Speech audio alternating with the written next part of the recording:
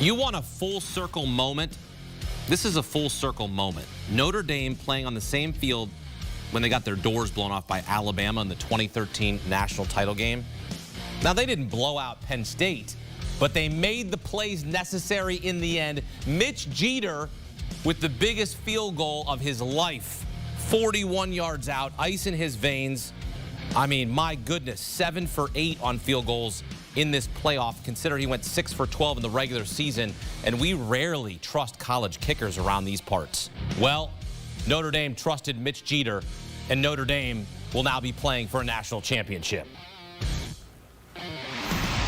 Let's get right to the site where Mitch Jeter kicked Notre Dame into the national championship as we welcome in Josh Pate, Richard Johnson, who join us from the Orange Bowl in Miami. And men, I mean, that was an instant classic. Josh, take us inside that stadium, what we just witnessed. A swing of emotion, especially towards the half, man, the likes of which we haven't seen in the playoff, Richard, because we haven't had to deliver like this.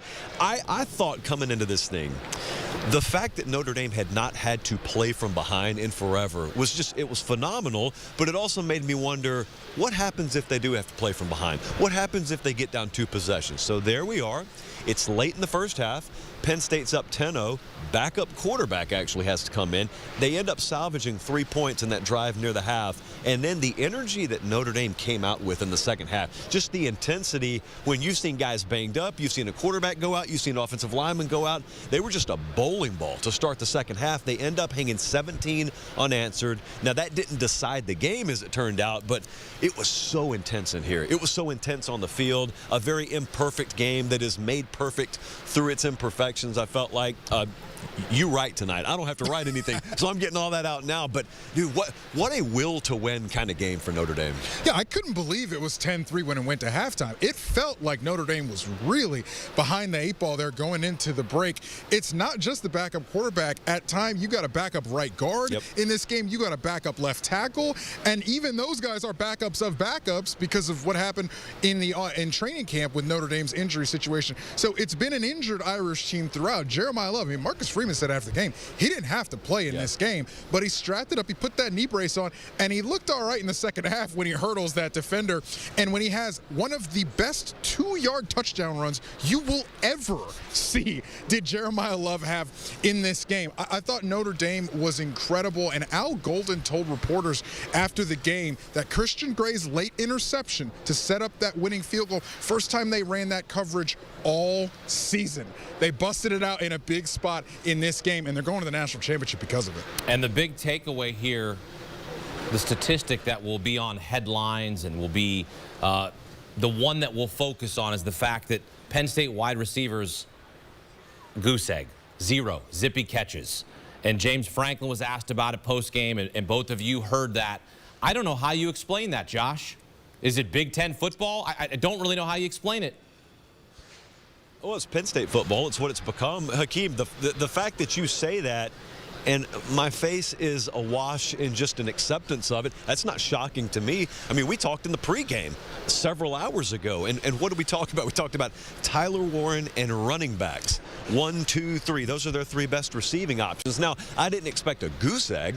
I mean, just for novelty's sake, you got to find a wide receiver once or twice in a game. But Richard, there were several scenarios where even if you told me what Hakeem just said, I could have seen Penn State winning the game. Because if you tell me, yeah, they're going to have a goose egg in the wide receiver reception category, but they're going to win the turnover battle, they're going to rush for over 200, I would have not only thought good for Penn State, I would have thought, dude, maybe 10, 13-point win. And all those things happened, and Notre Dame still finds a way to win like that. That's actually the stat category or categories that stand out to me. Yeah, the wide receiver thing, that's crazy. Win the turnover battle, rush for over 200, and Notre Dame's, that's the will to win, because they still found a way to win. Yeah, I mean, there was a point in this time where I thought we were teetering on yet another blowout, because once Penn State got the run game cranked up, that's the thing I did not expect to happen.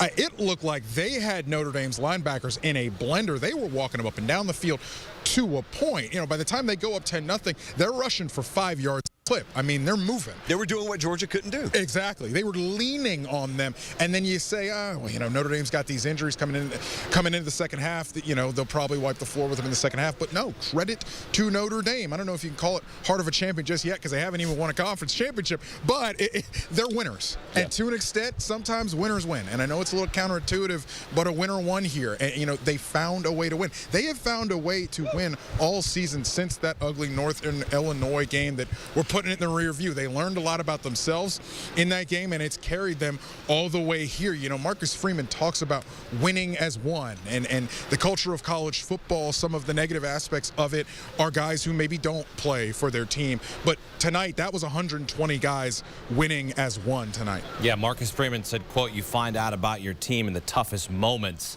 And it was certainly a tough moment on September 7th in week 2 of their season when they lose to Northern Illinois. Josh, if I had told you that after that game, Notre Dame would be playing for a national championship after they just lost to the MAC school, Northern Illinois, you would have said, "You're crazy. Meemaw needs to check on you." Right?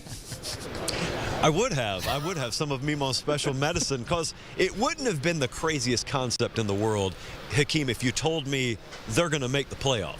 Right. It's an expanded playoff. They don't have to play for a conference championship. I could see that. But if you told me that after they lost to Northern Illinois and then you followed it up with, and they're going to play for a national championship, I don't think there's a world, Richard, where I would have believed that, because I would have thought even if they get a favorable draw in round 1 or round 2, and I know they can't have a first-round bye, so they're going to have to play every round, eventually, by the very nature of what a postseason is, they're going to run into someone that they can't handle. They're going to run into a quarterback that's too much for them. And I know you can argue the Carson Beck injury thing, but, dude, Gunnar Stockton led a comeback against Texas in the SEC championship game, so it wasn't like just a perilous situation offensively for Georgia. They've just found a way. I never, ever would have expected it. Yeah, Notre Dame had a funny thing happened to Notre Dame this season. In my estimation, they kind of flew under the radar. Sure. I mean, Notre Dame's the biggest brand in college football, probably in college sports in general, is Notre Dame football. The Golden Dome helmets, everybody knows about them, but they were kind of flying under the radar where me and Josh were gnashing our teeth about the SEC and trying to figure out if Ohio State could figure it out. There was Notre Dame week after week after week after week, stacking wins after that Northern Illinois loss, and they kept winning, and they've won their way here, and now they get to play in Atlanta for one more win. Marcus Freeman, happy birthday, 39 years young, looking to become the youngest head coach to win a national championship in the last 40 seasons. History, milestones, and legacy on the line in Atlanta. Josh Pate, Richard Johnson here with us on CBS Sports HQ. Men, thank you. Safe travels home. And for more awesome content, check out Josh Pate's College Football Show. It's one of the best in the business, delivering college football the way you want it. Join him 3 times a week, YouTube, 8 Eastern time. You can also listen to the podcast version as well. What a finish in Miami. With less than a minute to go, Drew Aller throws an interception. First Nittany Lions turnover, giving Notre Dame a chance to win it. And it is Mitch Jeter from 41 yards out for the win and a spot in the national championship. And he hits it. Notre Dame wins it. 27-24, 13 straight wins since their only loss of the season. And the Fighting Irish will face the winner of Ohio State and Texas in the Natty, January 20th in Atlanta. Marcus Freeman saying, quote, "You find out about your team in the toughest moments." He was talking about the Northern Illinois loss. They've ripped off 13 in a row, and his team answering the call there in Miami. To welcome in our Super Bowl champs, Bryant McFadden and Ryan Harris. Ryan joins us from the Orange Bowl in Miami, where he was on the radio call for Notre Dame. And Ryan, my goodness, that was a white knuckle game in the second half. It was epic in the second half. Your instant analysis, your instant reaction is what? Notre Dame found a way to change the tide in that third quarter. And it really started with Steve Angeli, the backup, coming in and getting 3 points at the end of the second quarter. And then Notre Dame dominating what Marcus Freeman calls the middle 8. He wants to have the best last 4 minutes of the second quarter and the best first 4 minutes of the third quarter. The offense came out, and with Jeremiah Love running like a totally different player, they marched down the field and scored. But then you have Riley Leonard really put you in place to be in the game. But it was Christian Gray, the defensive back, who has had multiple picks to seal games this season. I've called him Pick City, guys, because Pick City arrived in Miami in just the nick of time. And then you talked about it, Hakeem, just a nail through the uprights for Mitch Jeter for the win. Earned, not given. A fantastic game by Penn State, but they just came up short. Yeah, Mitch Jeter, by the way, 7 for 8 on field goals in this college football playoff. Wow. He was 6 for 12 in the regular season. No question. I mean, you want to talk about ice in the kids' veins? We always joke about Mr. college Clutch. kickers. Yep. We always joke about college kickers. Yeah. Mitch Jeter playing like Derek Jeter in the playoffs. El Capitone. And you usually don't see that with kickers that have been inconsistent in regular season play and hit the light switch in postseason. Yeah. So he's been magnificent, and every kick he's made has been meaningful for the Fighting Irish. You know, Ryan, I want to piggyback on something you just talked about, because the unsung hero for this game, for me, is Steve Angeli. And the reason why is because an untimely injury happened to their star quarterback in Riley Leonard. If you've been watching Notre Dame football, you don't really know anything about Steve Angeli. Nothing. Because everything has been handled by Riley. Correct. He gets knocked out of the ball game in a moment where there were no positivity coming from their offense. Steve comes into the game, 6 of 7, 44 yards through the air. He actually almost matched what Riley Leonard did in playing in basically 2 quarters in that one drive that led to 3 points. At that time, when he came into the ball game, they had 0. It was 10-0. But to your point, Ryan, just being able to steal 3 points, it kind of took a little bit of momentum away from Penn State, because when you added points and it jump-started the efforts for the second half. Yeah, they scored for the Fighting Irish. So the drive right before halftime and the opening drive after halftime, they put 10 points on the scoreboard. It's important. Ball game. It's critical. Yes, now you have a ball game. It's a difference in the game. They won by 3. And think about this, and Ryan, you can talk about this. Being a backup, you don't know when your number will be called.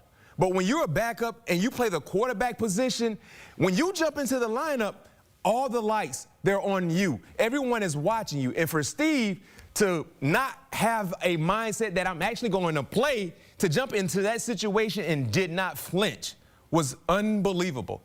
Unbelievable.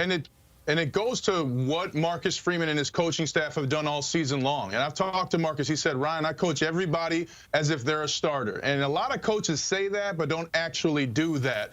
But Marcus Freeman does. And I mentioned before the game to you guys that Tom Brady came to speak to the Irish before last night. Well, after that speech, he spent 20 minutes one-on-one with Steve Angeli, who got those necessary and important springboard 3 points, as you mentioned, B-Mac.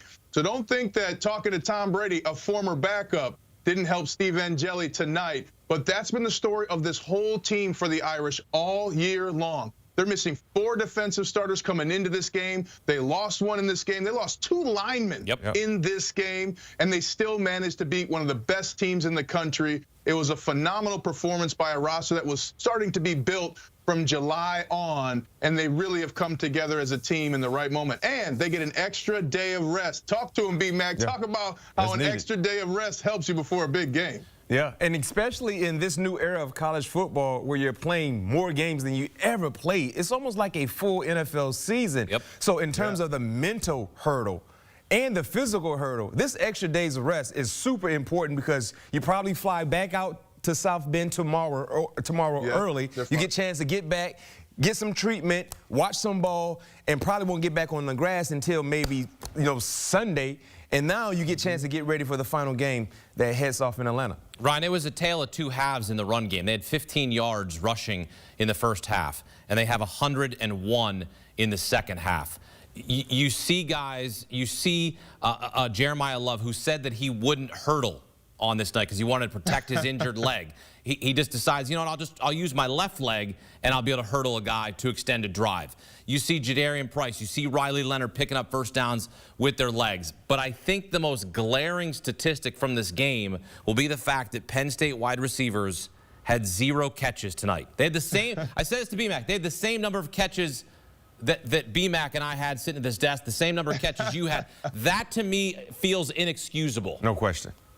Well, that's what happens in the Big Ten, right? They're going to run the ball. They're not going to throw it to the receivers. So, but I do want to say it was a brilliant design, the run game that Penn State used. But Drew Aller was actually a little over the top with some of his throws. At one point, he was 5 for 11. He really isn't the guy that's going to win you the game. I agree that he's got great pro prospects. He's going to be a fantastic pro, but he's not the guy to win you a game, and he hasn't had to be at Penn State until tonight, and that was the biggest difference. But it also, Penn State wore down, guys. I mean, they wore down. That defense, I mean, these guys have not been playing 4 full quarters of football in either of their 2 playoff games, and it got to get them tonight. And one more note on Jeremiah Love. How about his touchdown where he hurdled a guy, ran over a guy, and dragged 3 of them into the end zone? I mean, what a spectacular effort. And that's one of the best things about playing in big games like this. You get to see your teammates do heroic things that are above and beyond their already elite skill set. And Jeremiah Love led the way with that touchdown today. I mean, oh, my goodness. Relentless effort for Jeremiah, a guy who came into the ball game hobbled, wearing a Dan Marino knee brace, and you couldn't tell. He left it all on the line. But that's what you want to see from your big-time players in big moments. And with the Steelers, Mike Tomlin used to tell us all the time, in a 5-star matchup, I need my 5-star players to show up.